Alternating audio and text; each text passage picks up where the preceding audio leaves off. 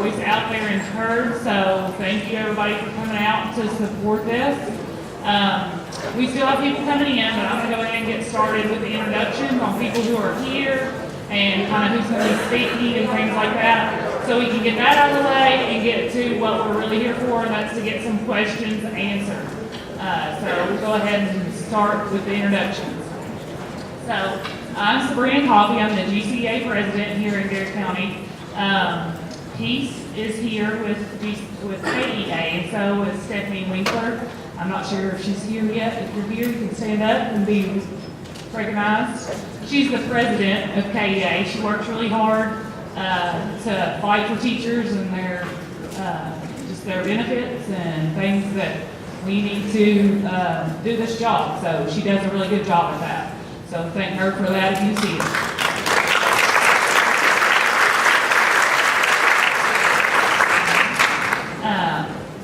Jonathan Shell is here. He's the House Majority Leader. He represents the 71st District with Garrard and Rockcastle and part of Madison County. So he's here with us, and he'll be speaking here in a little bit just to kind of get some of his opening comments out. We also have Tom Buford, the Senator in the 22nd District of Garrard, Jessamine, Mercer, Washington, and part of Fayette. So he's also here to talk, so if you'll welcome them.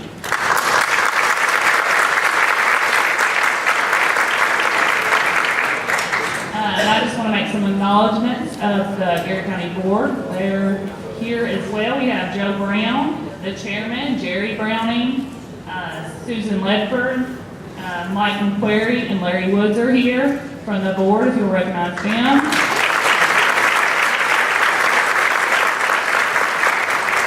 I want to recognize the president of the president of the Retired Teachers Association, Pam Cantor. I think she's here, so if you'll recognize her.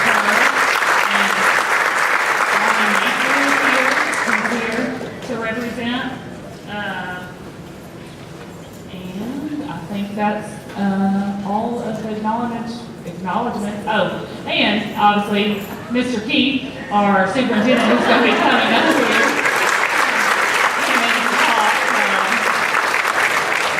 I didn't forget him, I just kind of was waiting for a minute, but thank you. Is that Rockcastle? Oh, and Ken Parsons. Why do you need to be recognized, Ken? Over there. All right. But anyway, thank you all for coming out. And that's everybody who I wanted to introduce. And I'd like to go ahead and bring Mr. Keith, our superintendent, up. If you will give a round of applause for him. He's going to kind of talk about our ground rules. And once he talks about our ground rules, I think he's going to call and they're going to do their opening statements. So Tom Buford and Jonathan Shell will kind of open with their comments, and then Mr. Keith is going to ask some common questions that we've kind of accumulated over the past 3 or 4 days, 3 weeks, whatever. So we're going to try to answer those as well. And then once we have done that, the last 45 minutes to an hour, we are going to draw those names out of the box, and I will walk around and I will give the name to whoever I draw the microphone, and you will be able to ask your questions. So thank you all for being here. Good afternoon. Round of applause for Sabrina. She's done a great job for me.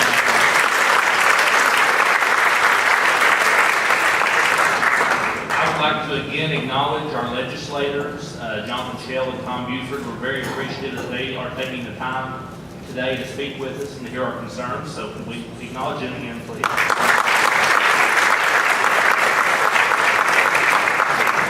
I would also like to acknowledge my Board of Education, because I think it says a lot about their commitment to students and their commitment to our staff that all 5 of our board members are present tonight. And so I just really want to thank you.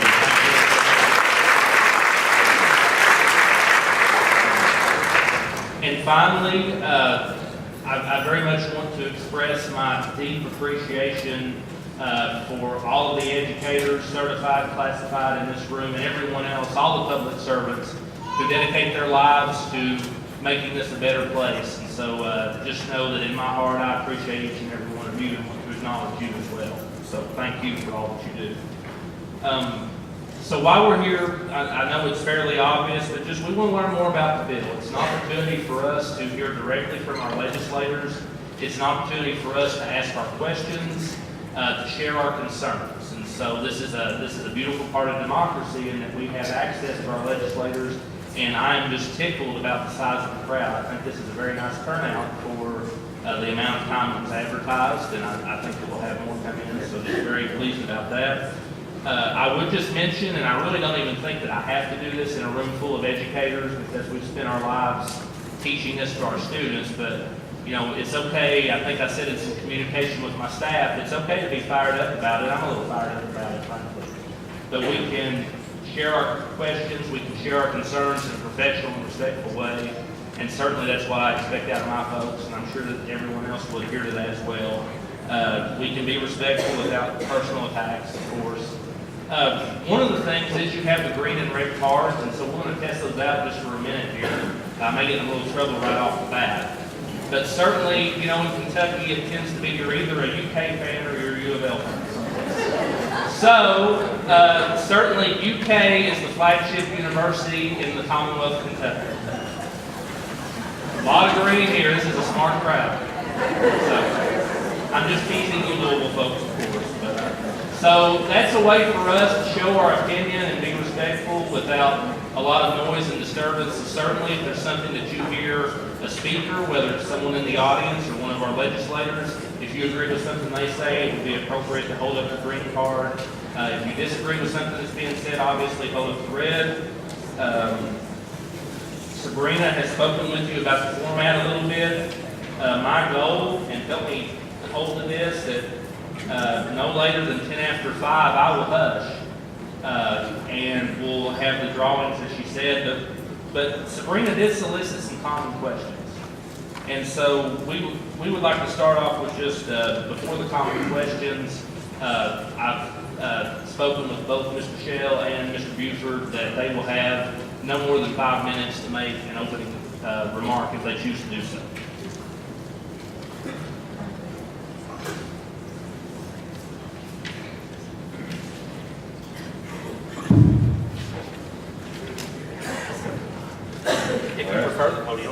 No, that's fine. I appreciate Tom making me go first. I just want to start out by, first of all, saying thank you to all of you. This is a very emotional issue. It's a very serious issue.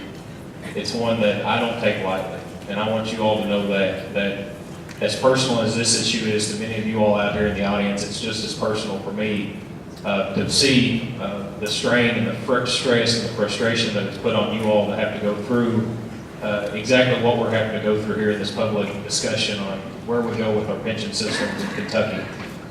You know, in the meetings that we've had on this, it's easy for people who don't have to go to the grocery store and see you all, to talk to you all, go to the gas station, whenever my son's at a football game, or flag football, or my daughter's at dance, or upward basketball, which is starting I think tomorrow night. It's easy for those people when they're looking at these sheets to make binary decisions on the things that we have to do in this state. But for people like me, I think for people like Tom and others who serve you in the legislature, these are not binary decisions. And these are decisions that we take very serious, and they're decisions that are very emotional for us too, because every sheet of paper that we have that have numbers on them has faces behind them for me. Whether it's being taught Gage by Ms. Turner, or whether it's being taught ag by Ken Parsons, all the things that we do, or for myself, all the things that I've done have been a product of the people who are in this room for the most part. And I can't express the gratitude and the appreciation that I have for you all. But I also want you to know that as we go into these discussions even further than where we've been, that's what's first and foremost on my mind at every meeting that I go to. It's not a binary decision for me. It's not decisions made on numbers. It's not decisions made on, how can we affect the least amount of pain possible. It's trying to do the right thing. And I know that many of you all are frustrated with the proposal that's out here right now. If not all of you are frustrated with the proposal that's out here right now. But that proposal was gotten to from inside of these meetings, a lot of compromise already from where we started at to where we are now. And that was not had because of people that were going in there and saying, let's get as much as we can out of this. It was because of people like me and others who were in those rooms fighting for the things that you've seen here that would be considered compromise, because of discussions that I've had with the superintendents in all three of the counties that I represent. But we're not quite there yet in this proposal. And I think you all would say that, and I 100% agree with you.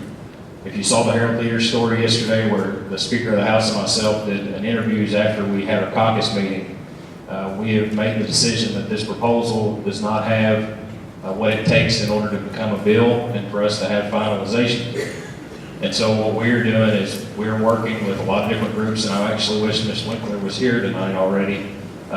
We've met with her, we've met with other groups over the last 2 days, and we'll continue to have those meetings about trying to put together something that fixes this problem and does it in the right way. And in all the meetings that we've been in, I continue to say that I want to do what's right, not rush this thing. And so that's what you're going to hear from me tonight as we go through this process. I'll try to explain the different reasons why the current proposal looks the way that it does and express the problem that we're currently in. I don't think there's anybody in here that would get up and say that we don't have a problem in the state in our pension systems. Depending on at the low end, we're either $34 billion in the hole or we're at $60 billion. And so we've got to do something. Inaction is not an option at this point for moving forward to make sure that checks keep coming and that you have a sustainable retirement in the future. But we've got to do that something the right way. And I want you to know that, I've not been making Facebook posts about this. I've not been screaming from the rooftops. I've tried to email back as many people as I can that have emailed me, and I've missed some, and some of those have been on purpose because of the attitudes that were used. But at the same time, I'm trying my best. I'm trying my best to make sure that whenever this is done, that it's something that we can all, that it's acceptable to all of us, and that it's done the right way. And I know there's going to be a lot of questions, there's going to be a lot of comments, and I'll address each of those individually, but I just want you to know that what I've been doing in this process is not trying to make binary decisions to hurt people or go along with as much as we can and try to get a fix just for getting a fix. But we're trying to make the right decisions now, and I want you to understand that. Thank you.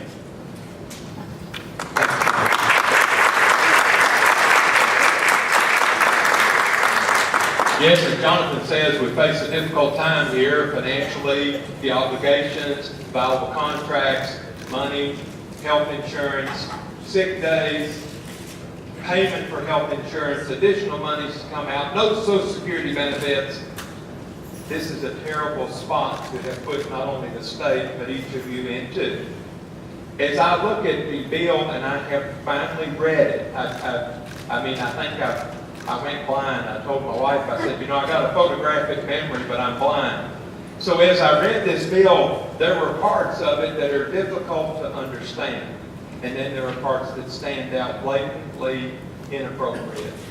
I believe, in my personal opinion, you have a contract with the state. A contract as a teacher that you're entitled to these benefits the day you took the job, depending on the year that you began. You knew what they would be at the period of time you chose to desire under that plan. And that has to be guaranteed. That has to be followed through with. We can't take you at mid-course of the ocean and say, okay, now we're out of gas, let's all start rowing to get to the other end. That's not going to work. It does not pass the test of morality to me.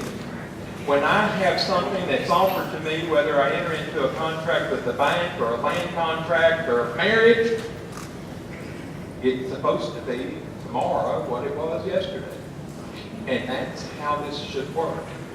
I don't have the answers exactly for how to put it together. I have some suggestions. My greatest suggestions would be to stop this special session talk, move towards next year when we can bring all of the affected individuals to the table. And if it takes 2 years to do this, it takes 2 years. If it takes 2 days, it takes 2 days. But we have to have the teachers there, the state employees, those under the CBRS, the cities, the counties, the judges, the mayor, superintendents, the administrators, the custodians, the bus drivers. Everybody needs to come there and give us their opinion on how this could be planned. I think that we have some common ground that we can all agree upon. Let's face it, we all want this pension to work. We want this pension to pay what it was supposed to and promised to pay. I believe we can get there. I think that it is always a mistake to try to design something when you don't know what your revenue of income will be to put it together, meaning tax reform with this done together. I know many of you know my family began here in 1770. Just a generation grandfather was the first state representative here for Garrard County in Lancaster. Where the courthouse sits is where his land was. He donated the land, and then the name behind the courthouse is Buford. He gave the land for the cemetery. To me, and I've said it before, to me, this is the center of my universe, Garrard County and Lancaster. And I appreciate what y'all done. You're hardworking teachers. You deserve what you thought you were going to have. It's just like any other product that you purchase or buy. It has to be backed up. We have to stand up and find the monies. We have to take care of those that are teaching, and that's first obligation. I don't like the idea of you all having to pay another, because you're already paying a lot of money for insurance, another 3%.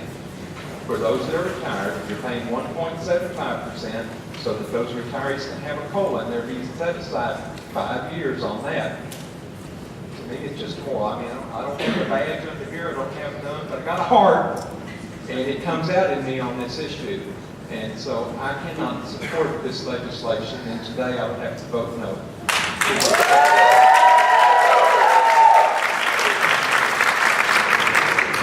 So thank you both, gentlemen, and you touched on a little bit, and like I said, I'll ask 1, 2, 3 questions and want to leave plenty of time for you all to have voice. Ms. Coffey and I went through some of the things that some of you sent her. But this was touched upon. Gentlemen, one provision of the proposed bill would freeze the COLAs, the cost of living adjustments, for a period of 5 years. And so current retirees would face those freezes starting July 1. Future retirees would face those upon their retirement. That question that we're getting, gentlemen, is how can they be suspended when they're pre-funded? Well, that's a good question. It's a legal question that needs to be answered, and I'm just looking at it the way that it is currently under the current proposal. The 5-year suspension was meant to be in the current proposal a way in order for the system to breathe, in order for it to have a reset for an additional 5 years and then start back the COLAs again. Under the current scenario where we're $60 billion in the hole in this system, even under the superintendent's plan that you have shared with me and others have for a new tier, one of the risk controls that is inside of that current or that new defined benefit, shared responsibility they call it, one of the risk controls is a suspension of a pre-funded COLA that they would be getting in that. And so when you look at the risk controls that are supposed to be put in place by the Board of Trustees that represent you all there are things that they can currently do. And those things were currently represented in the shared responsibility plan that the superintendent's put forward that we've been looking at. And so I think the point behind what was trying to be had in that discussion was how do we affect the unfunded liability without taking away something that's currently there. So it's not going to be at 5 years that you get clawed back of what you've currently got in the COLA. It's a suspension moving forward for 5 years. And for teachers, once they do reach retirement, a suspension of 5 years for basically a breathing period for that system to be able to come in and then respirate again. And so that was the thought process behind that. It's something that we are currently looking at in what I said about the House being an alternative and looking at what we can do moving forward. So that is something that we are currently looking at modifying or taking. With the COLAs, since they are being prepaid by the existing you all, if you're working, if you're retired, you're receiving them, but those are being paid by the current teachers. So I don't understand.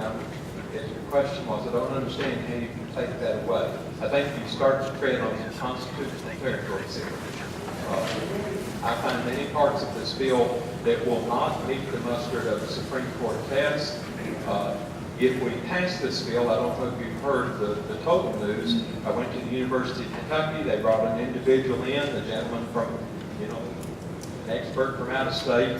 He was very knowledgeable, and he spoke highly of the 505-page bill. But he said, if you pass this, you will need more money than ever before for the next 11 to 12 years to fund this, because you're going to get into a 401A and you need that benefit contribution match.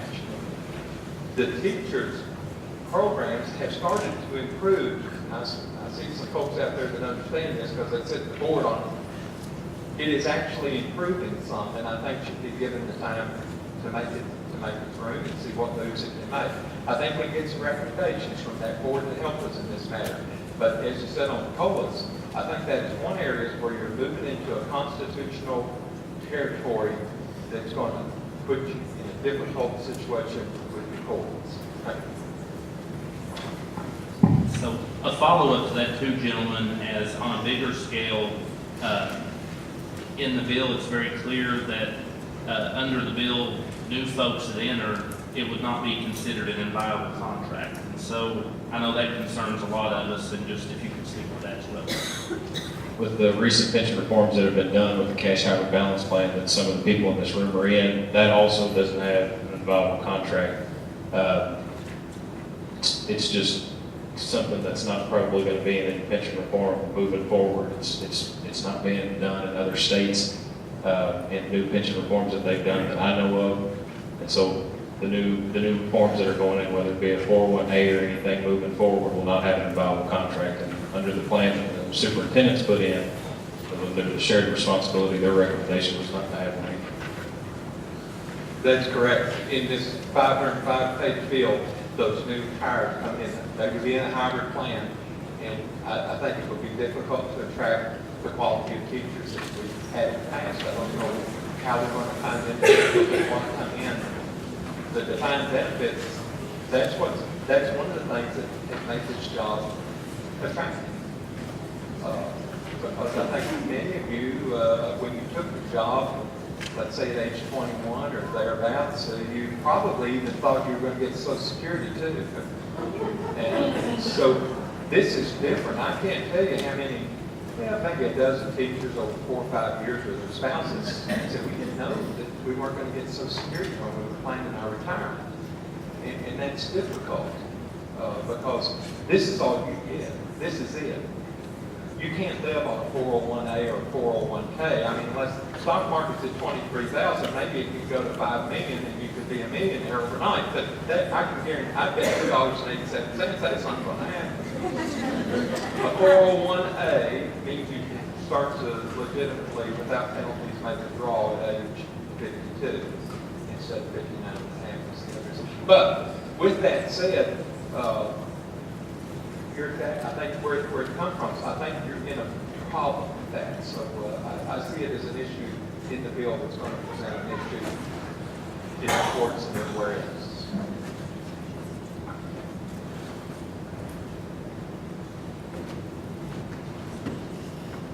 Ms. Winkler, would you like to, I don't want to jump, but would you like to join us on stage? Or Stephanie Winkler?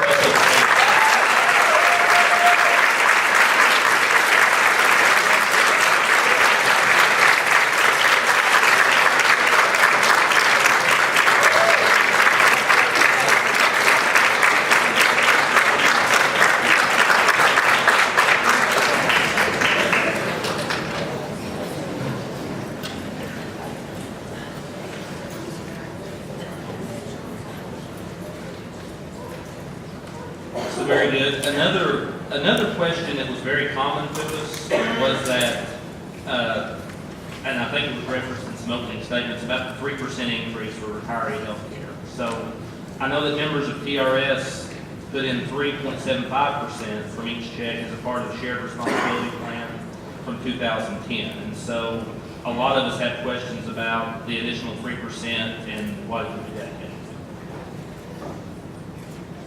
So when the proposal was being put together, the numbers that we were being given and looking at showed that there was a 21.9% funding level in that system, $2.8 billion underfunded where it currently is as of today. When you look at and you take into account the historical information that you get from whenever shared responsibility was put in place with that, that system has gone from about 0% funding in 2010 and it phased in 0.5% each year that you all have paid in up until 2016 where it was fully implemented with the 3.75%. It's jumped from about 0 to 21.9. That information was somewhat brought to light to us after this proposal has came out, and we've been talking with different groups, meeting with the retirement systems that are put in place, or that are in place now. And as I said earlier, as we're looking at, as a house, how we're going to move forward on this to try and make this proposal the right thing, or make a proposal the right thing. This is one of those things that I firmly believe doesn't need to be in the proposal.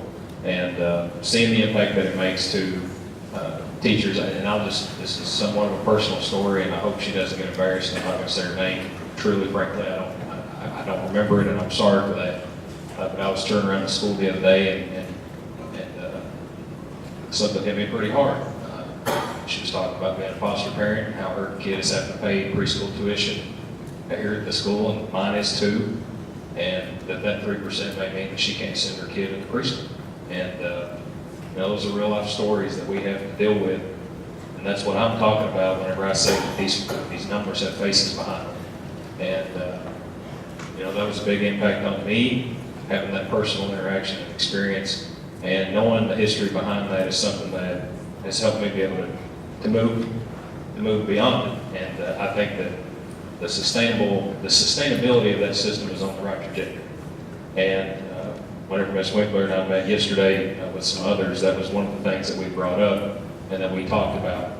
And in meeting with Bo Barnes, whenever we met with him from KTRS, I asked him if he is 100% certain that thing can get to 100% or to a sustainable level without that, but that's something that I'll take a hard line on, and I am.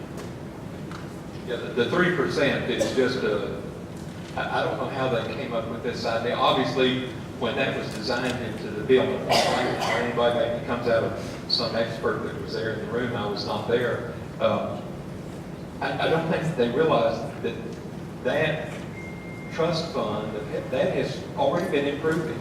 I mean, you've already grown it up. You've done great at it. So another 3% charge to your, to the end of the payment, that would be horrible. I mean, it's inconceivable to come up with something of that nature. So I would oppose that. And I think that will be a big blocking parameter in the bill, especially when it gets down into the House area. And I know that there's many individuals in the Senate that committed to leadership to vote for the bill one day, about 2.5 weeks ago, that wish they had not. I had been there long enough to realize never say yes. We used to get the old movies that never say never, James Bond, but that doesn't apply in this area. This is, you got to be careful when you commit to these and you haven't read them and you haven't looked at them. Many hidden agendas in there, but this 3% is just not survivable as it goes through the vote of the General Assembly, in my opinion. The only thing I'll say is if I had a green card, I'd be holding it up too. And I apologize for being late, but I was at the Public Pension Oversight Board meeting. Thank you. And I had to do a lot of press afterwards, so I got stuck. But I'm just carrying your message, so I hope you can accept my apologies for being late. But it was important for me to be here because Representative Shell is my representative as well. And so I wanted to be here, and of course, Senator Buford, he's been traveling the state in a lot of places I've been and been very supportive, and I'm just very appreciative that these folks continue to communicate and are open to listening because one particular person in our government apparently is not. And you know what I'm talking about. So at this time, we had some other common questions, some things that came up, and I'm assuming they'll come up when we go to the audience as far as some concerns with the fact that the sick days were left optional rather than the required 10 days. Stood out to a lot of us and to a lot of you. Our retired educators, wow, how could we run a school system without our retired educators? I mean, they do so much work. Some of the language that came out in the bill was very concerning, not just to me, but a lot of those folks as well. What other avenues have been considered as fixes for the pension? There are a lot of other things that were mentioned, but really at this time, I'm going to step aside, and I think that Ms. Coffey is going to draw some names and give folks in the audience the opportunity to have their voice be heard. So, thank you.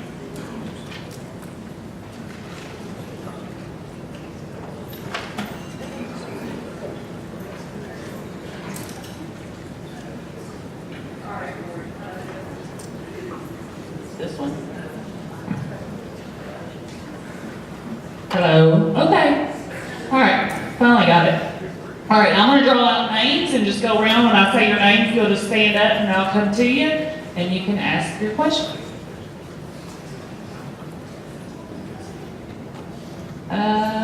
Donaldson, Kathy.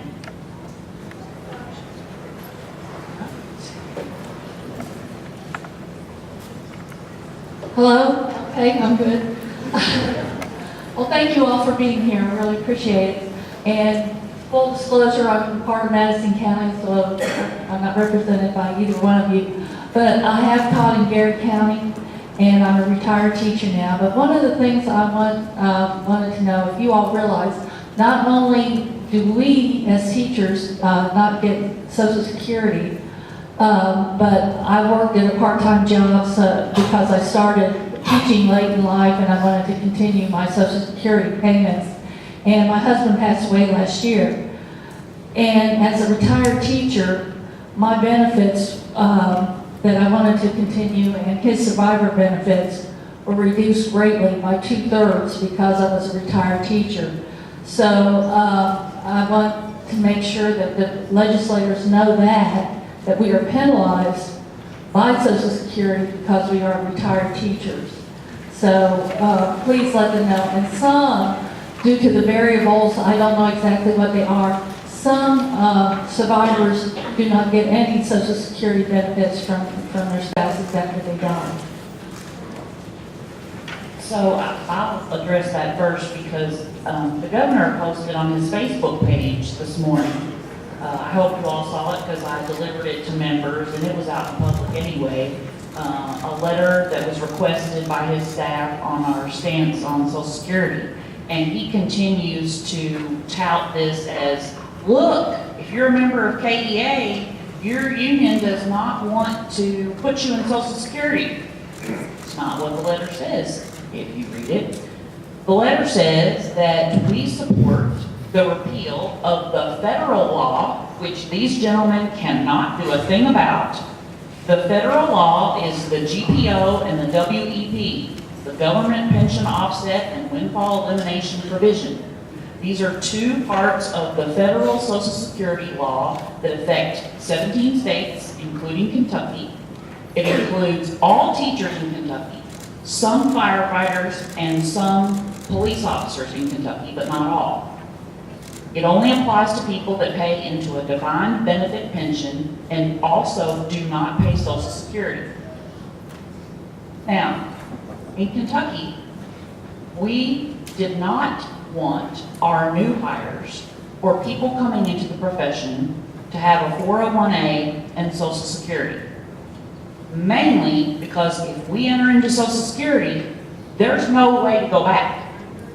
If you watch West Virginia, their legislature, their governor, took their defined benefit pension away from them, realized how much more expensive it was to administer a 401k type plan, and because they left those folks out of Social Security, they were able to change them back to a defined benefit, which was much cheaper on the state. If we go in and we put our new hires in Social Security, we cannot go back. We cannot say, oh, we don't like this anymore. We have to keep them in Social Security, and then we're stuck. And our position is that we believe that public employees should earn a defined benefit pension for the lack of salary that we earn to begin with. So that is our position. That is what we're advocating for. That's exactly what the letter says. But please, please spread the word that these folks cannot change a federal law. They have continued as a legislature to pass, resolutions, thank you, resolutions that support the repeal of the GPOA. This party has. So they should be applauded for that because they have for years, and even before Representative Shell was in the legislature, when Representative Napier was there, he supported repeal of those things. So they have a record of that, but there's nothing that can happen on the state level to change that. And I just wanted to make our position on Social Security so people knew exactly what that meant. Yeah, there's also one thing that Stephanie didn't mention was that the definition between what the state says is new hires and what the federal Social Security says is new hires. There was a conflict between the two. So even if we tried to put Social Security in for the new people that were coming in, under the KTRS system, as soon as somebody would have a contract change of any kind, whether it be moving from school to school, elementary to middle, middle to principal, principal to superintendent, or any contractual change in their contract, they would be considered a new hire for Social Security, and they would be then taken out of their current system and placed into a new system as if they were a new hire. And so that was another big reason why the decision was made not to do that. We were very much aware of the Social Security issue for several years. We discussed this. My wife taught school, my sister's school teacher, my cousin's school teacher, my grandmother's school teacher, my aunt's a school teacher. Believe me, I not only got the dinner table talk about that, I got the pillow talk about that. So I understand the issue of Social Security. Excellent. Raymond Brindman.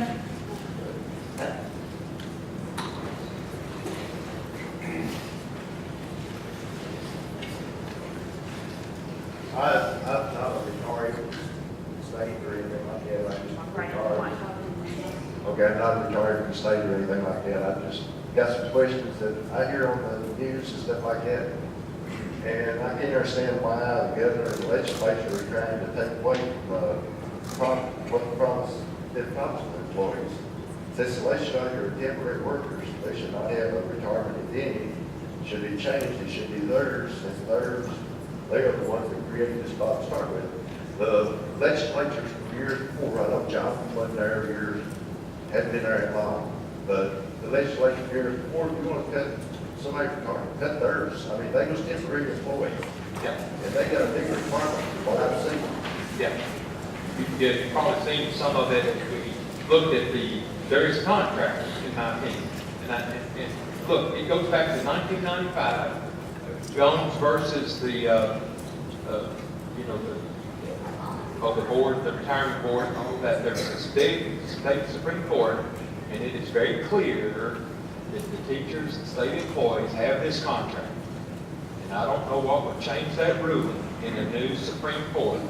I've got a Herald Leader article right here in my file with me today from Supreme Court Justice Larry Van just got elected to the Supreme Court the last few years.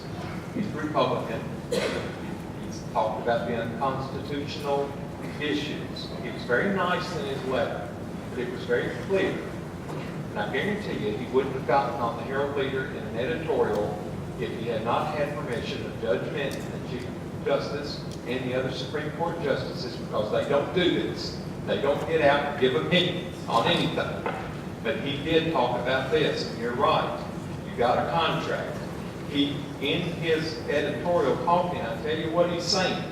He is telling the governor right now, you can send the bill over here to the Supreme Court, but here's what's going to happen. Nothing. And it's got to go to the Franklin Circuit Court first. Now, remember, Judge Van will not be, he will have to recuse himself because he's on the Judicial Board of Retirement, so he's not one. But there'll be plenty of Supreme Court justices there to make a decision. But it goes to the Circuit Court first. That's Philip Shepard. I can tell you right now, he's going to rule this is unconstitutional. It's not going to make it. It's not going to get to the first court challenge. And it would take probably 4, maybe 5 years for it to work its way through the court system. So if you were to vote for this and get it passed, I don't see it going anywhere. But you're right. the legislative pension has been put down. There was a push to put the legislative pension, the judicial, and the state employees and teachers, put them all under, this would put them all under the executive branch control. Have you ever heard of something called separation of powers? I had a conversation with one of the Supreme Court justices. He said, Tom, there's a reason that these retirement plans were set up in the way they were in the beginning, was to keep a separation of powers. And I don't know why anybody would want legislators into their plans. He mix them into their money. I mean, I'm not going to get any names. We've got some legislators making $140,000, $150,000 a year. It's stupid, dumb, stupid. I don't know how to do it. You don't want those guys and ladies mixed in your money. Whatever it is, we have now that some of our legislators knew they can opt out, get out of this, and stop it, and we can stop this madness. In my personal opinion, legislators are part-time. You know, at best, you call it part-time. Now, how many people out there have part-time jobs and get retirement, get insurance, get all this stuff? Anyway, I hear where you're coming from. Can't disagree with you. There's no good argument to defend this. You're on target. So when I got there, I wrote a letter to the retirement system asking to not be put in, to not receive one. They wrote me one back, and it's a forced benefit whenever I got there. We changed the law in 2013 to people to be able to get out of it, as Tom said. This proposal takes it where those benefits are frozen immediately. The current legislators moves them into a 401k system. It moves their system underneath the KRS under the current proposal, and I would say that if anything in this proposal stands, that will stand, that it'll be something harsher to legislators that are currently in the system and those that are there. It also makes it to where the legislators will be calculated on their legislative pension and not their other work that they did. So what you would have is a legislator that would work 20 years and then go into an executive branch position, judicial position, and it would be able to spike that pension because of the high 3, high 5 aspect of their last retirement years. Though that is rare, there are about 10 to 15, 10 to 12 in the state that have retirements that are lucrative that you see in the newspapers. Most of the rest of the legislators that receive those retirements are like Representative Baker, where my guess is his pension is not $150,000 a year. It's more modest than that. His time is built solely on his legislative tenure there. And my guess is it's probably around $20,000 or $30,000 what his salary was while he was there. That's what Tom's will be based on, and others that have been in that system. So the majority of it is not the ones that you see in the newspapers. The majority are the other way. On the problem that was created, I just want to make this clear also. David Mead and I have been meeting with Bo Barnes regularly here lately and trying to understand exactly where we are in this crisis, the things that happened to create it, the things in which it came from. And so we asked the question of him and asked him to give us a response on it, of has the General Assembly funded the system according to the statutory requirements? And the answer was the General Assembly has always paid the fixed payroll contribution of 13.105% required by the law. However, KRS subsection 6 also requires additional funding not covered by the payroll contribution to be provided as well. And he goes on to add, with the 2008 Great Recession, the resulting decline in the economy greatly diminished state revenue and sparse budgets. That additional funding under KRS subsection 6 has not been provided. The 2016 through 2018 budget provided more than 90% of the amount for the current biennium. This last budget, we put in $1.2 billion, which was the most historical amount that has ever been put in the systems. And we have made that commitment to continue to fund these above and beyond what is necessary to get us out of the hole that we're currently in. And so, when you look at the reports from 2013 that the systems actually did themselves, about 9% of the unfunded liability over about a 6 to 10 year period was attributed to the underfunding of the systems. And when we talked to Bo Barnes about this, the other portions of that are attributed to the Great Recession and also the dot-com bubble that happened back in, I think it was 96 or around that area, and then in 2008. And so what we have to do is to put these systems on a sustainable path moving forward and fund these things at the adequate level that they need to, so we can get and make sure and ensure that the retirements are going to continue to be good.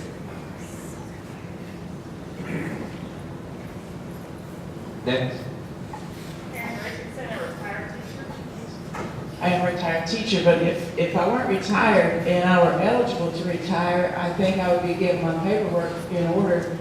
And, you know, I've heard that there could possibly be a mass exodus, you know, this school year, people retiring, which to me seems like it's going to put undue stress on the system. I've also heard from universities that students who are majoring in education are considering changing their majors, you know, because none of us go into this line of work to get rich. But that benefit is the carrot, you know, financially for us. We do this kind of work because we're passionate about helping students, and, you know, we put students like Jonathan Shell out there, you know, we do good work. And don't you think that this is going to cause a crisis in education? And a warm body in a classroom is not the same thing as somebody who has a passion for this work. And I wonder,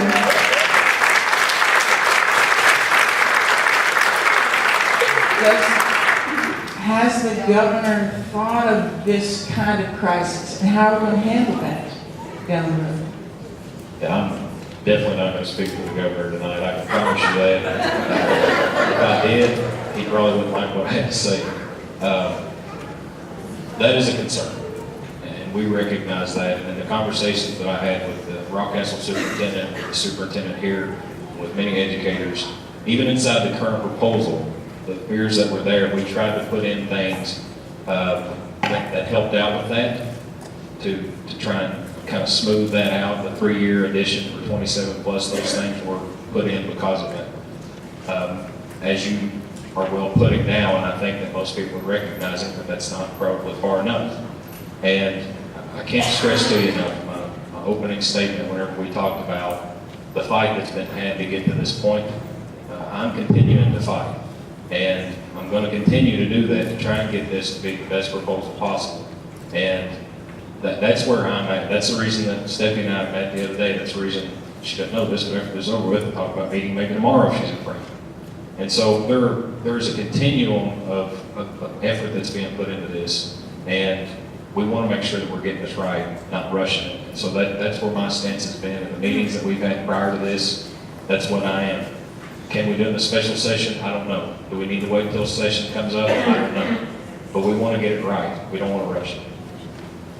I agree with you. I think that this bill, the way it is languaged on the taking away your defined benefits, limits the number of individuals as young teachers. Now, maybe in the past it didn't, but this thing is all over the newspaper, the radio, the TV every night. So these people, these young people coming out of high school, going to college, they see this, and they see that the benefits are being taken away from a profession that they thought they wanted to get into, a profession where they don't get Social Security. So it's extremely important. Yes. Next. Hi, I'm Sherry Johnson. I teach at the high school.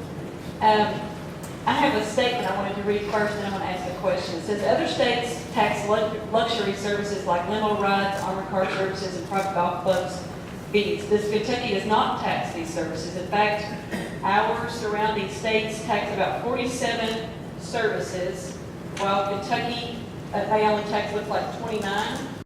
Says we can bring our tax structures up to date by closing the exemption for luxury services. Instead of penalizing the people who've been paying into this retirement fund, what other sources of revenue is the General Assembly looking at? All of the above. It's not publicly announced yet, but our speaker is getting ready to put out a work group on tax reform that we're going to try and tackle that during this next session that's coming up. All of those things are on the table. Preliminary research that we've done expresses the exact same thing that you're talking about, Ms. Johnson. I wholeheartedly believe that we need to do it, and we want to do it. We're gonna put forward the best effort that we can to get tax reform passed. My stance on this has been that we finally got to a point in the state to where we're creating economic development like we've never done before. Through the legislation that was passed this past session, we've been able to put in $8 billion through the private sector, more this year than has ever been done before. $8 billion in new investment from January 3rd to today. And That's because that we finally got the economic policies put in place to do that. 15,000 new jobs have been created, 97,000 new people in the workforce.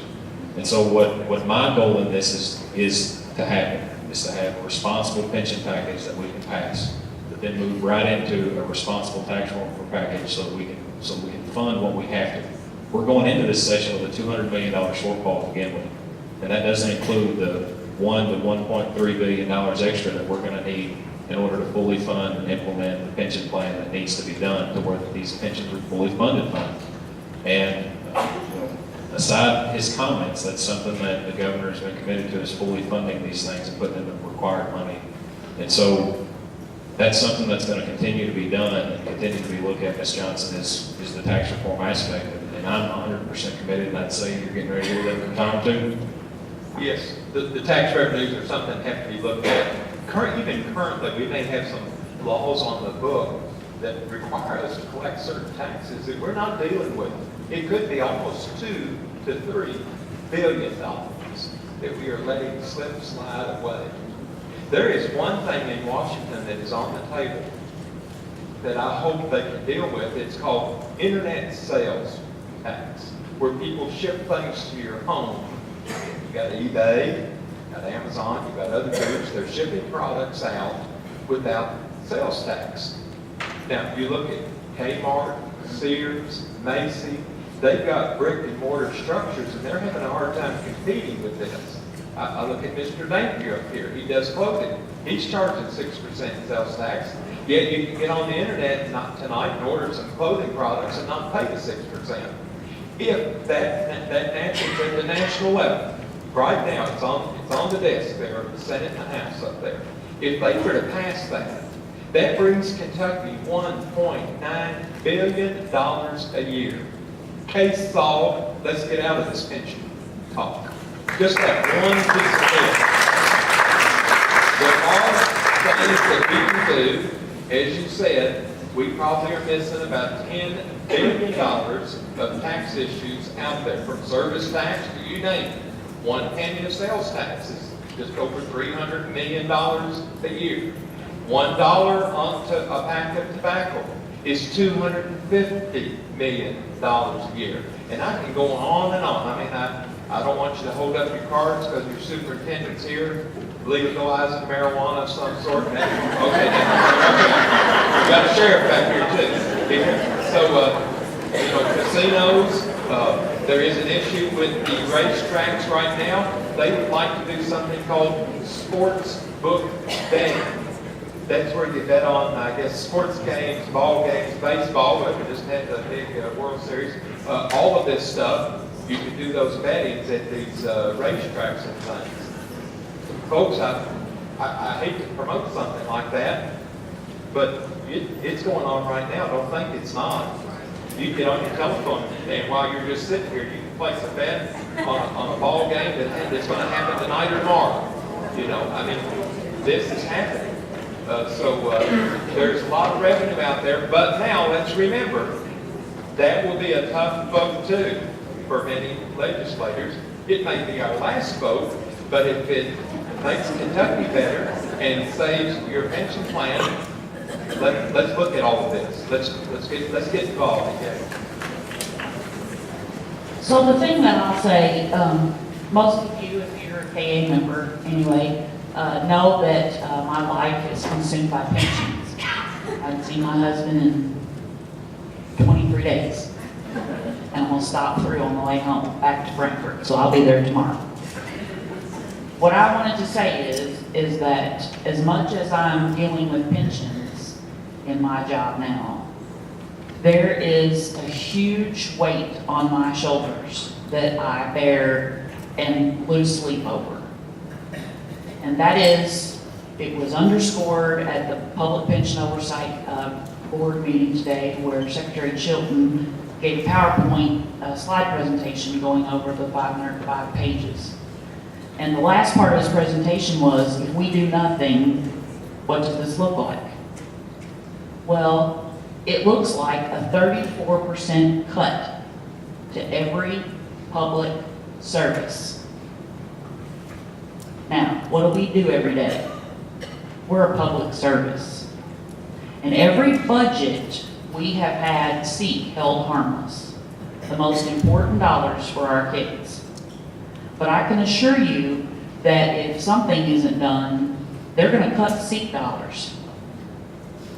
Do you know, where's the superintendent of any school district? Is there one here? What does a 17.5% cut look like in Garrard County? To our seat dollars, that would be, 1.7 million roughly. That's a lot of staff. That's what's gonna get cut.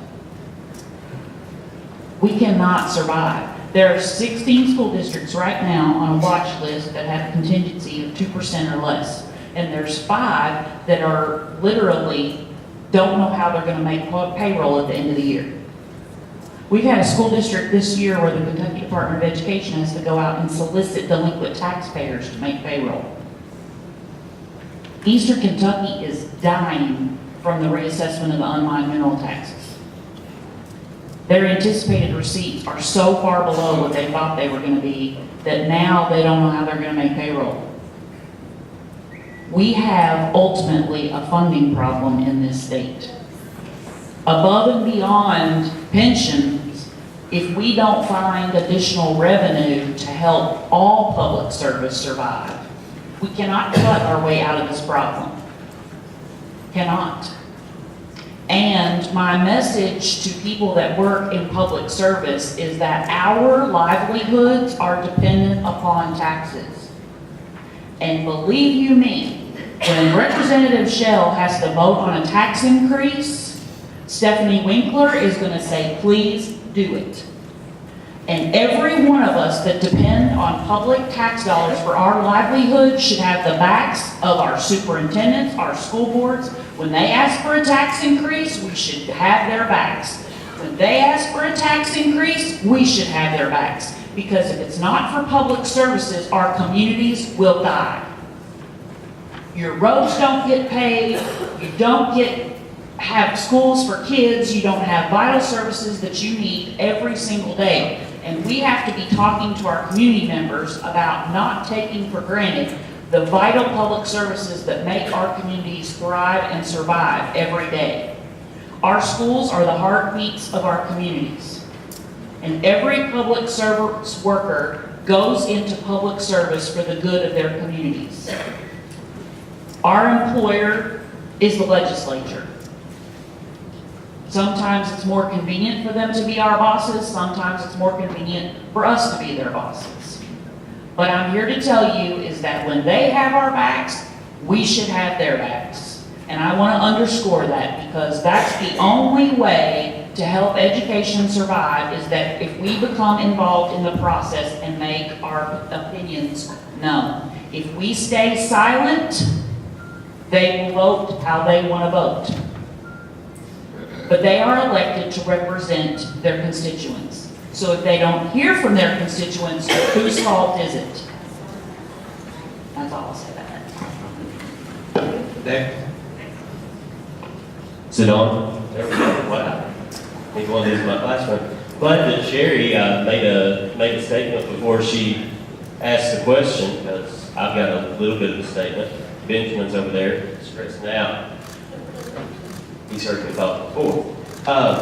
Thank you all for coming. I do appreciate that. I appreciate you being here. And this issue hits close to home for me. I'm not only a teacher at Paint Lick, but I'm the husband of a teacher, grandson-in-law of a retired teacher, and the son of 2 teachers. So, as much as I try to avoid it, I do want to speak out. According to the Courier-Journal, this plan would require school teachers and state and local government employees to pay an additional 3% in their salaries into their retiree health insurance fund. It shifts future workers into a 401k style investment plan and freezes the cost of living increases for retired teachers. And since my wife's right here and she's a math teacher, I'm going to show off 3% plus 3% equals 6% for my household. The governor's actions and words are showing that he doesn't really care very much about us as public schools, and to be honest, that's a lot of green cards, but also even less about the teachers that work in them. On October 31st, the Courier-Journal reported that reported the governor as saying the people who do not have the sophistication to understand what's at stake, but will bear the brunt of it, are the ones who are going to suffer it. People like us who get it, who are willing to fight for it, don't step up. Earlier during a Facebook Live session, the governor, who I'm not expecting you all to speak for him, said that the potential changes to Kentucky's public employee pension plan, when he was asked about his proposal and how it would help the program, he said if teachers choose to leave, if you happen to be a teacher who would walk out on your classroom in order to serve what is in your own best personal interest at the expense of your children, you should probably retire. Now, that seems a little bit like he's got a wooden stick and saying, if I hit you over the head, you stand there and take it and enjoy it. So he's proposed a budget that's going to implode this system, and it's already been borrowed from too often. Multiple times, the governor's tried to start a panic about this retirement system, and my friend David Gillum from Madison County, he was at the forum on last Tuesday night, and he mentioned that the Commonwealth of Kentucky Pension Performance and Best Practices Analysis was published on May 22nd of this year, and the panic is greatly exaggerated. On page 50, the report states that as long as the state government continues to fund the program at the same level they've been funding for the past few years, the system will be fine for the year 2044. I don't know about you, but it seems to me that that gives us a little bit of the necessary time to fix this so it's satisfactory to everyone, or at least most of us. While Kentucky teacher retirement system has problems, I'll admit that, but it's not my doing. Monthly, over the last 13 years, I've made payments. I'm part of the system, as many of us have said, doesn't receive Social Security, and Governor Matt Bevin wants to change the rules at my family's expense in the middle of the game. I wish Benjamin hadn't gotten up, because he would probably mention how much he hates when kids change the rules in the middle of the game at recess. Travis, do you hear about that? Okay. Anyway, he's wanting to change in the middle of the game. Other states like Virginia, Alaska, and Michigan have placed Governor Bevin's pension plan before him, and all three have soon regretted it. These states did exactly what many in this room have hypothesized would happen in Kentucky. They saw a dramatic increase in their underfunded pension liabilities due to the lack of contributions to the old funds from new members, and many case studies have been done and conducted on each of these cases that show that if you switch to a defined contribution plan, it doesn't solve the underfunded pension issue and will drive teachers to other states or out of the profession completely. I'm seeing quite a few drinks. All right. Our governor has added to the problem by disrespecting us as educators. Last month, he said, all the people who are opposed to doing anything have no plan.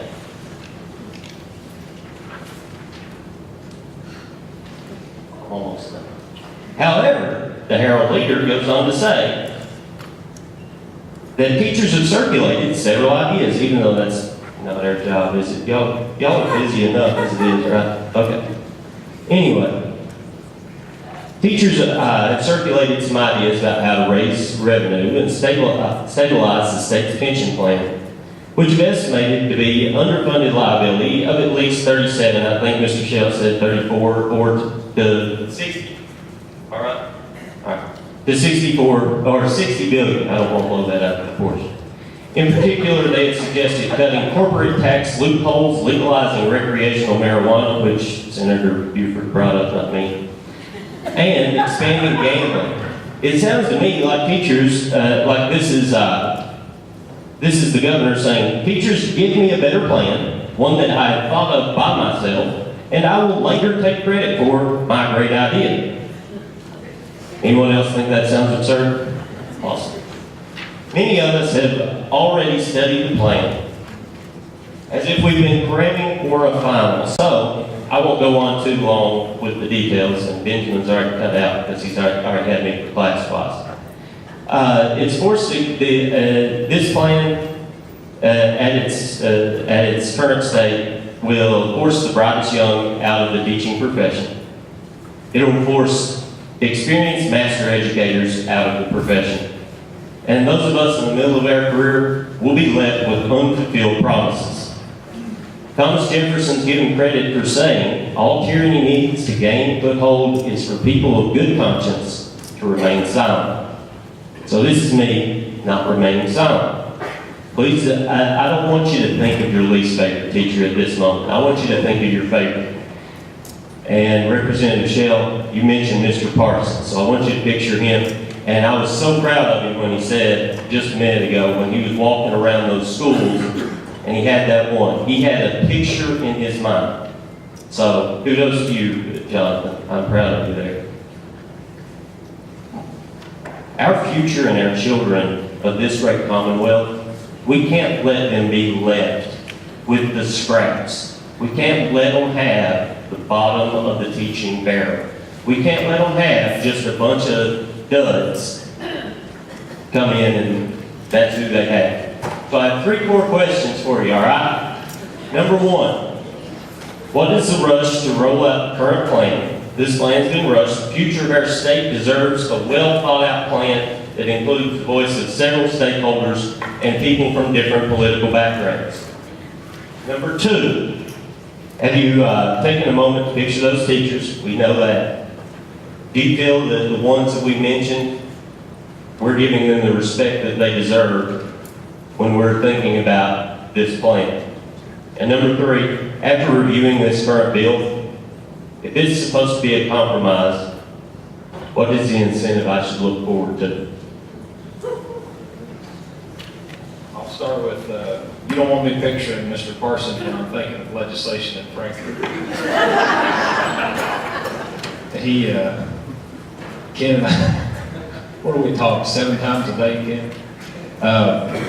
Ken's a pain in my hind end the way he is in most of your all's too, so. But what's the rush on it? To that question, I've been publicly quoted saying that I want to get this right, not rushing. And in the meetings that I've had with Ms. Winkler and others, that's what I've said this entire time. It's what I've said in the meetings that we had with Governor Bevin before this proposal came out. I'll continue to say it. I want to make sure that we get it right, not rushing. And in many of the emails and responses that I've tried to get back to everyone, that's what I've tried to put in there, is that we're trying to get this right, not rushing. And so for those other ones that are trying to do this, I can't speak for them, but for me, I'm trying to get it right, not rushing. I think that there is a possibility that we could do something this year, as long as it's what's right and it's not rushed. On the respect side of it, I can't say any more than I said earlier. When I'm picturing people about this bill, I'm picturing the faces of the people that I know. I'm picturing the faces of people that this is going to be impacted by. I'm picturing the people that I it's hard for me to go to church right now. I'll just be honest with you, because I feel like without my control of things that I've said, that there are people not only in this community, but people that I go to church with, that feel like they have no value in my life anymore. And I'm going to tell you, that is not the case. And it's this is emotional on me and everyone else that's going to be up here in Frankfurt voting on this, and that's why we're trying to get it right. And on the incentive part of it, I hope that whenever we get done with this, that there is still an incentive out there for people to be in education. Because I want the Miss Johnsons still teaching. I want the Miss Turners who taught me how to dance and cats on this stage still teaching. I want the Mr. Parsons who are the pain in my hind end to be the pain in the hind end of my nephews and my son. I mean, the effort that's put in, Amy Griffin, wherever she's at, she's helped me, even though she's not my kid's teacher, she still helps me on stuff with my own son right now. I mean, there's so much that you all do to impact my daily life. I didn't work my butt off to get $1.4 million for this school system to put in a new nursing program here to increase that because I don't care about you. I didn't work my butt off to get a new $10,000 grant from AT&T to give work-ready scholarships for the kids here because I don't care about you. We don't participate, one of only about 4 families in this community in the PTO And the things that you all get from that are packaged by my wife a lot of times, are bought by me and my family. And that's because I care about you and I care about this system. And so the things that I'm doing in Frankfurt are not because I don't want to incentivize you all to be in this profession. It's not because we're trying to do anything to hurt. It's because we truly see that there's a need of change here. That we feel like that there is an epidemic that we're getting ready to face, and we see the numbers and we want to fix it. We want to do it the right way. This current proposal, there's a lot of stuff in here that makes it not the right way. And what we're trying to do is get this right. And that's all I've got. I mean, I don't know what else to tell you. I've been saying this for 3 months to people that have asked.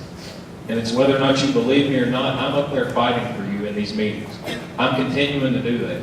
Stephanie wouldn't have been in our office the other day if it wasn't for me and others like me that are trying to do the right thing here. Corey, Caleb, I mean, if you go ask them if I care. Ask them if I want the incentive to be here for you all.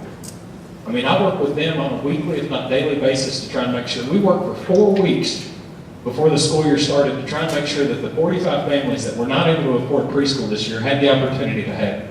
Because not every family is like mine, for that we could afford it. It was hard on us. $1,800 this year, $1,800 hard on anybody. But we worked for 4 weeks to try and make sure that we could get preschool back into this school for everybody, for there wasn't a tuition paid program. And I'm going to continue to do that. Even after this is over with, even after we're moving beyond this, I'm going to continue to fight for you all as much as I possibly can. And Well, the answer was, what's the rush? And I agree 100%. We obviously, I think, have shown with this legislation that the rush is a mistake. We need to take a deep breath, step back, bring all of the people that are involved in this to the table. You need to have your representatives at the table.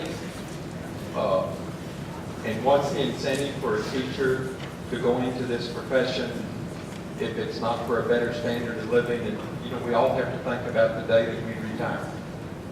And unfortunately, that's being stripped down in this bill for teachers. You can't make it on a 401k. I mean, it's nice, it's pleasant, but you're never going to get the benefits out of that you get from this defined benefit program. And then I think the other issue was, where's the agreement? I mean, where's the compassion in this? Is this the right way to go? No, it's not. You know, I think that what we need to do is I continue to say, let's put everybody in the room. Even legislators, I want you to know, are closed out from this. Even some of your elected officials don't get in that room. We make recommendations and they write them down, nothing happens, and we're mad. There's a tremendous amount of legislators down there that are upset the way this has been handled. And we're not going to take it, and we're not going to make you take it. Well, I'm just going to vote no. Thank you.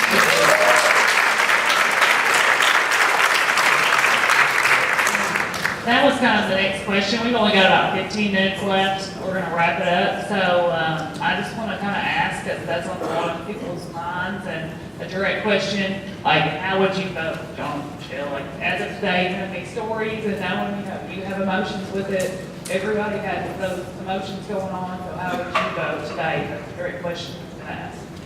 I mean, under the current proposal, I think it's pretty clear that I'm not happy with it, that we're trying to change it. And so,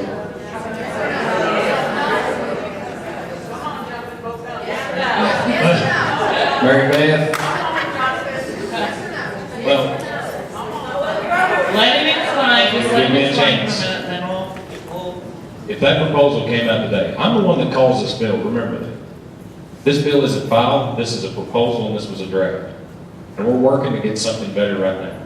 I'm not gonna put my name on this. But what we're working towards is trying to get something that we can live with, that we can do, and that what we do is gonna be right. And so, if that proposal was right there today, and I had to take a vote on exactly what's in there, I've got a lot of problems with it. And I would vote no on it right now. But I don't want that to be something to where that when you walk out of here tonight, that you think that once we get into a special session, that that's a no on any bill that comes out of here.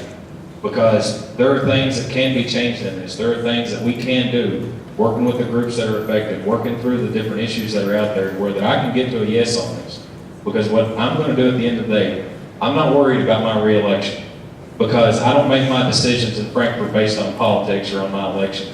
I make them based on what I think is right, not only for you, but for this community and for this state. And so I'm not gonna vote yes on a bill until I think it meets those markers. And You he's answered. absolutely correct. He gave a perfectly honest answer, and I know Jonathan Shell has your best interest at heart, because he believes in this school system, and he wants to see it succeed.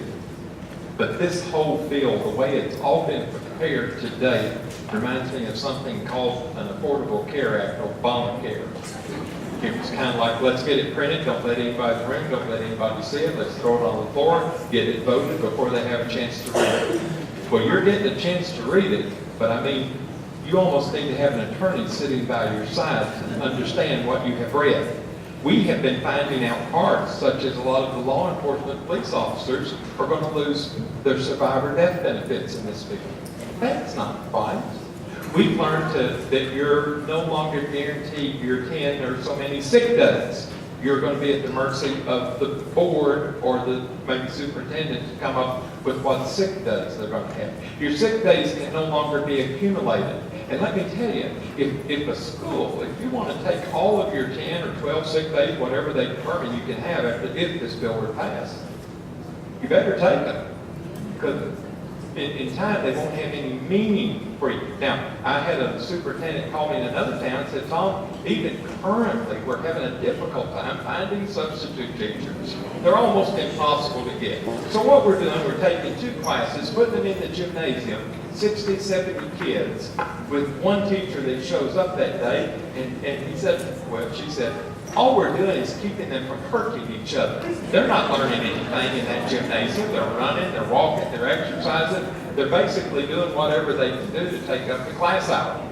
And sometimes it takes away from a teacher that should be in her planning session or his planning session. This hasn't been thought out. You just stay there. I've been there quite a while. And I just know people. I mean, over in Nicholasville, these people, these teachers that sat in the meeting the other day, I went to school with a lot of them. I went to school with their parents. In some cases, I went to school with their grandparents. Our grandchildren are in the classes today. I'm not going to do that to a teacher, period. I'm just not going to do it, so I have to vote no.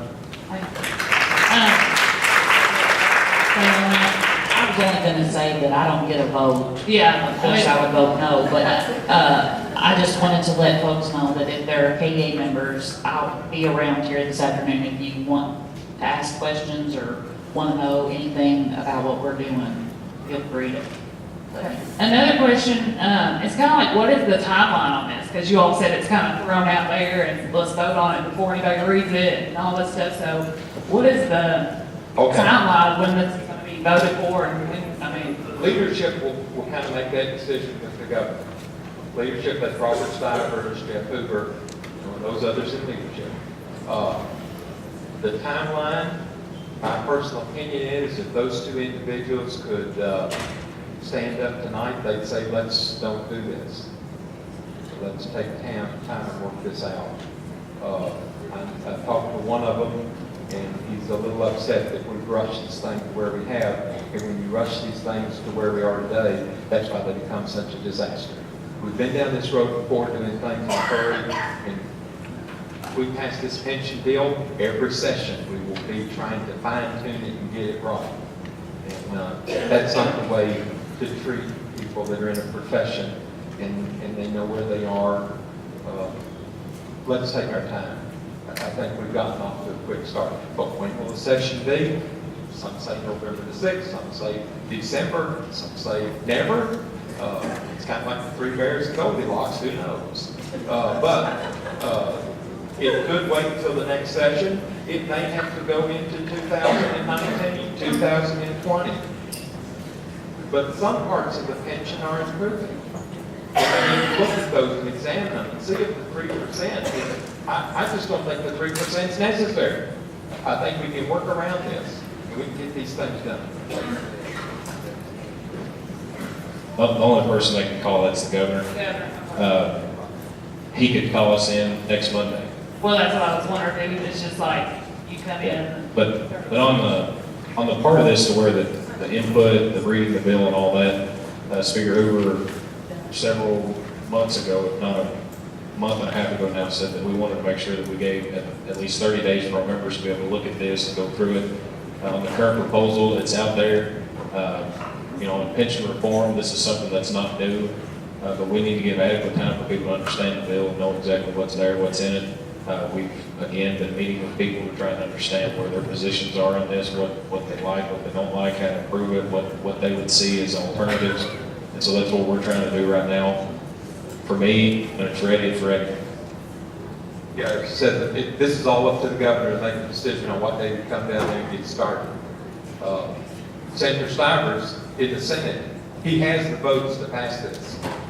I'm not voting for it, but he has the votes. He has 23 votes, I understand. But Mr. Hoover, correct me, tell him, he doesn't have the votes yet. You could probably pass this with 40 or 41 votes. Depends on how many people, as you probably heard, take a walk, don't show up. That's when you need to have an election. Let me clear that up too, because that's been said a couple times. Actually, Stephanie said it on KT the other night. We don't encourage that, just so you know. In the House, we don't encourage members to take a walk. We don't look at that favorably, we look at that negatively. We want your elected people to go to Frankfurt to vote on issues, to take those votes, whether it's yes or no. We don't encourage that, we're not gonna encourage that. That's not the way that this is gonna be done. Yeah, if someone is not there the day that this were to come up for a vote, it better be their funeral, not that of a friend or a neighbor or another family member. They better get themselves down there and vote, because there is no excuse to not get a yes or no vote.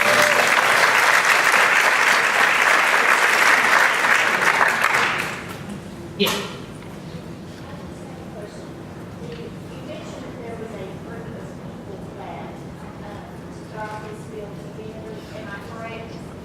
There was a group of people that got this book together, and weren't you a part of this group, Mr. Shell? Yes, all 5 members of leadership on the House and Senate side, and then there were 3 other members of both chambers that were a part of the group that looked at this and worked on it. And how were those selected? The 3 extra people? It was the Public Pension Oversight Board Chair, the State Government Chair, and the Appropriations and Revenue Chair. Okay, so 16 people decided upon the whole state of Kentucky's pension. Yes, and I understand that comment, but at the same time, when Corey Keith, as superintendent here, is making decisions on behalf of the school, they don't call an entire assembly of people to make that decision. They elect leadership in Frankfurt for this reason, to try and steer and guide the ship.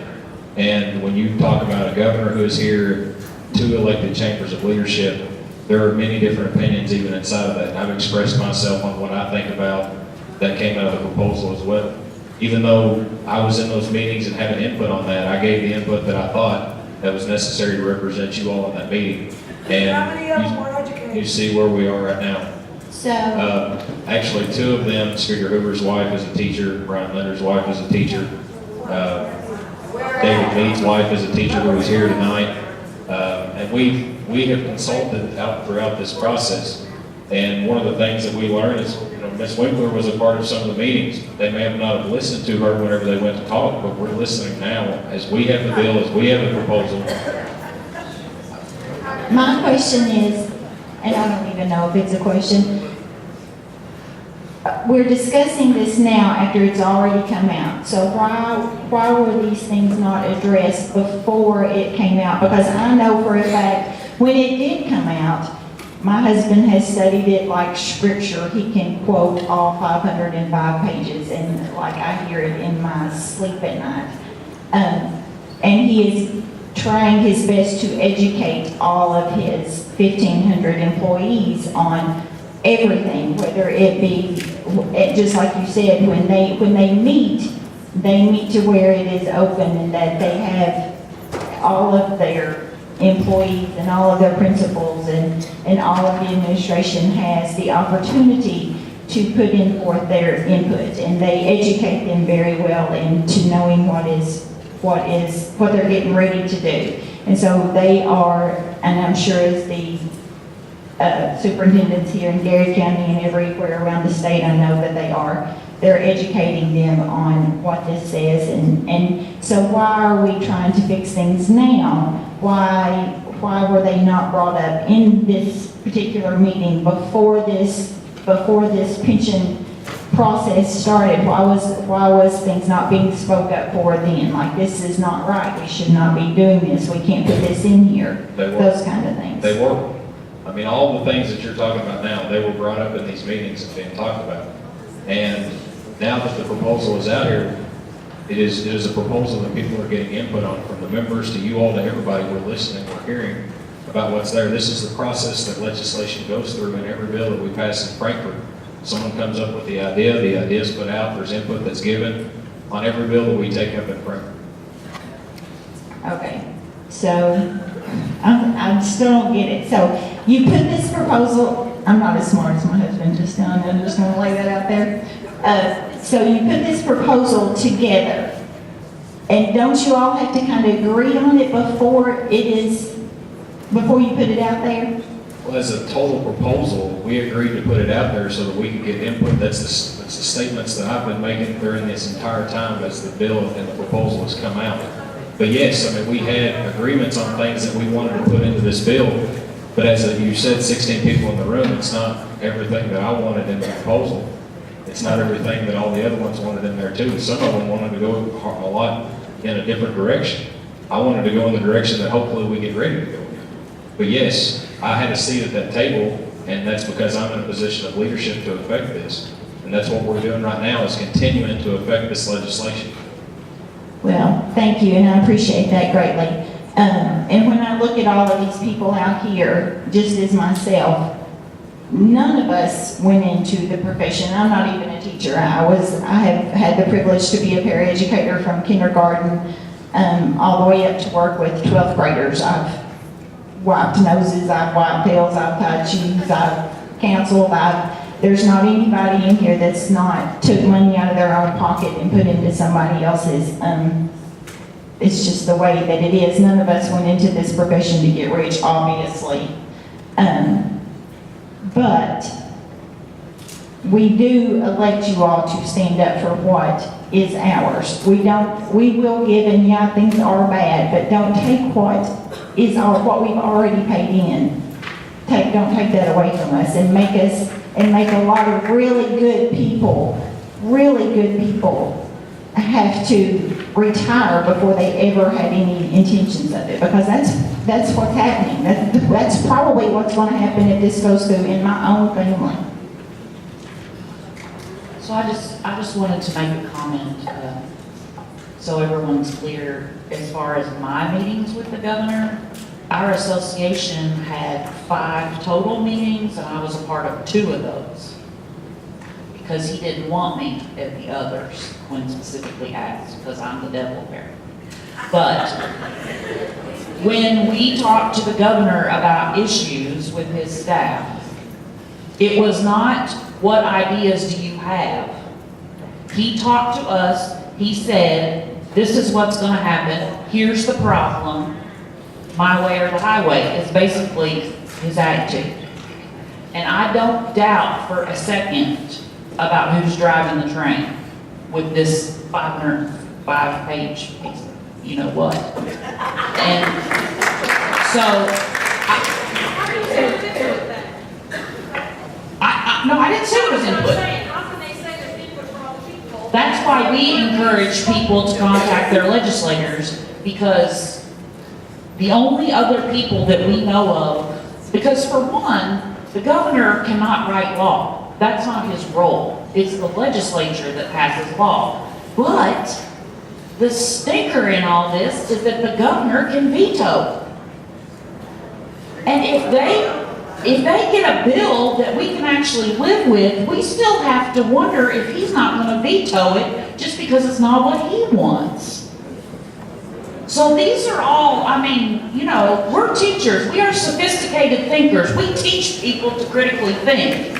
And there is no reason that we don't understand how a bill becomes law, because we teach that to our students. And you have to remember every single step in this piece. And it is arduous, it's hard, It's not easy, and there are so many players and big money running this game that we have to be vigilant in making sure that our opinions are known, and that when we see pieces of, paragraphs, sections that, we don't like, we have to communicate those things to our legislators so that they can communicate them to the people that are writing, make amendments. There is such a process. And if there's one thing that I learned when I got into this position, because I'm a fourth grade teacher from Madison County next door. And I love Madison County schools. I love Garrard County. I have so many friends in this room. Like, I didn't realize how many people in Garrard County I knew. But educators, everything we do is based on someone that gets elected. And people don't like to talk about politics because, you don't talk about politics or religion. You stay away from those things, right? But when we talk about public education, because we're based in taxes and the public's money, everything we do, everything about our jobs are decided about from elected people. Our site-based councils are elected, our school boards are elected, our legislators are elected, the governor's elected, the president's elected, Congress is elected, and all those people control federal funding, state funding, local funding, which is all tied back to us. How much our compensation is, what benefits we get, how much money our students get. So if we are not engaged and know exactly how every step of this process works, and we miss one step, they can change a law or a policy or a regulation in a heartbeat quicker than you can bat an eye. And I'm not talking about just the legislature, I'm talking about any of those elected officials. So it is our civic duty to stay engaged in what things are happening by our elected officials. And if I can teach anything to any one of you, it's that, and to stay engaged. Because that is what democracy looks like. Thank you for that. Quickly, in my opening statement, I talked about the unconstitutional provisions in here. And even the Supreme Court justice has made reference to it. They are trying to politely warn the governor, this won't make it through the court system. Very politely, the best they can. The other issue is there's already, in 1995, as I said, this has already been tested on your inviolable contract. Jones versus the board of retirement trustees. In these inviolable contracts, it is very clear the way the opinion was written. And you have these inviolable contracts, and this destroys them. And you cannot do that. And so there we go. This is going to be an act of futility if we go through this special session with this printed language. Thank you. Thank you. I just again want to thank everybody for coming. We're not done yet. I just want to thank everybody for coming. It is 6 o'clock, a little after, so about 5 more minutes, and we're going to wrap that up if this is okay. I know everybody's passionate about this subject. I mean, we're all in here for a reason. We want stuff answered. We only have a certain amount of time. Some people with questions kind of went longer than others, but at least they got their voice out there. We're sorry if you didn't and you feel that you didn't get stuff answered. We try to get those common questions out there for the main stuff. I mean, everybody has comments, but we just want to get those main questions answered. And I think they've done a good job answering those for us, and they've kind of told us where they stood on that. So we appreciate that. Thank you very much. Somebody did ask real quick. Have you all looked at tax reform before the pension reform? Actually, and I know Mr. Napier back here, probably since 1990, we have probably had, I guess, 7 or 8 different task forces developed to look at tax reform.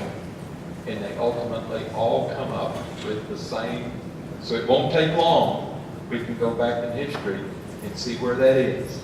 Bill Lear, I think, had one of the most recent ones that I was very impressed with. It does everything that can possibly be done. Now can we get the will of the legislature to support it? So, yes, we have for quite a while. Thank you. And then Larry Woods has a couple last minute words, and then after that, you all can go. I know there's a lot going on this week and tonight, so thank you all for being here. Larry, you got 10 seconds. Yeah, got about 5 minutes. I give Larry a hard time. I'm going to take the same amount of time you took. Well, you figure No, out. I'm just kidding. Don't run out. Okay, for you, who's Rockcastle? Where's Rockcastle in here? Garrett County, rest, any Madison? Oh, okay. Reason I'm kind of doing a roll call, I'm the Central Kentucky President, Central Kentucky Retired Teachers President, and also the legislative co-chair of Kentucky. And I see these three on about a daily basis up there. I was at the PPO meeting today as well, Stephanie. You know, I've been attending these forums across Kentucky for the last 2 or 3 weeks now. And 2 weeks ago, Jonathan, transparency didn't exist. And that's what we're saying right here. It is now. And I can tell you that, and I'm very, very proud of you, Tom, and I know Stephanie's role. So, from the Retired Teacher Association, we stay abreast to what's going on. And we wasn't real happy when this law rolled out. My first impression wasn't too bad, but then you put the measures and so forth to it, which we have, and I think the forums has really made an impact. So if you leave here tonight thinking, is this worthwhile? You are going to say yes. Because across Kentucky, and I've been from Murray to Pikeville, I was in Wolf County the other night at a KSBA meeting, and it was all the talk. Forums are working. It's getting attention. Stephanie, I know you agree with that. So we keep on pushing and getting the legislators' attention and get all our answers, our questions answered is what we got to do. COLAs was answered tonight. Health, the 3% was answered tonight. The only other thing that didn't come up that I thought we needed to know is the governor's proposal of the governing board. And, so we need to know why that's such an imperative issue that he wants total control of that, and which will kind of dictate the 401A and so forth. It's going to propose that might come before us. That's my last question. But again, Jonathan, and Tom, Stephanie, we appreciate you so much. You know we're in Frankfurt with you, and we want to make sure we represent our people to the fullest. Thank you, sir. Answer that question on the governing board, and I'm done. The governing board, if it is going to be, we're going to have to make a decision on how this board is put together. It cannot all come from one office, one individual. We're going to have KEA provide a member, state employees provide a member, legislators provide a member, administrators. Everybody, there's like 7 or 8 pension plans. They need to choose their destiny of who's going to be on that board. And I don't mind if the governor puts 2 or 3 or 4 on there. That's okay. You know, there's always some spoils to the victory, I suppose. But there's got to be a blend of people that come from all sides. And got to be careful with the governing board. There's been some confusion on that, and I actually asked that question today, and my understanding of the way that the bill is written under the deferred comp aspect is that KLC, which is the Kentucky League of Cities, KCO, the Senate President, and the Speaker of the House and the Governor have appointments on that board. It's not just a governor-appointed board, unless I'm confused about that. I asked that question, so I've got to get a better answer to that myself.